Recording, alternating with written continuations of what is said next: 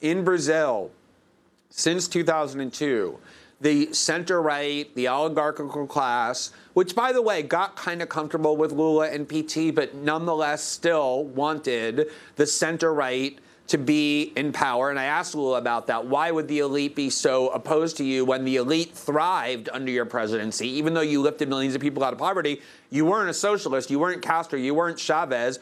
The markets in Brazil, the rich in Brazil, prospered under Lula. And he said it was cultural. They hated the fact that somebody who came from poverty was in the presidency, who doesn't speak perfect Portuguese, who didn't read until he was 10. They hated seeing in airports people who used to be invisible in the favelas now able to fly to visit their family, to be able to buy apartments. They hated it culturally. They felt like their Brazil was being taken away from them. And so they couldn't beat Lula. They couldn't beat the Workers' Party democratically. And so they abused the force of law in order to destroy the party that they couldn't beat politically. And this is a serious warning and a serious danger about why anytime people in power exercise power in secret, we need to be skeptical of them.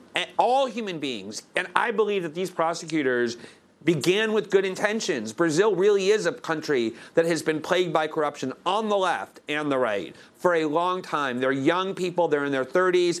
I believe they began with good intentions, but they became so drunk on their own power, nobody was questioning them. The large media here in Brazil, with the exception of Folha, one newspaper, stopped questioning what they were doing, just applauded for them, served as their tool. When you have that kind of faith being put into you, that kind of unquestioned power, as I'm not hardly the first person to observe, that kind of power corrupts people. And they got corrupted, they became politicized, and they became drunk on their own belief and their own goodness that they thought they were above the law and could break the rules because their ends justified the means. And it is an important lesson to learn about power in general.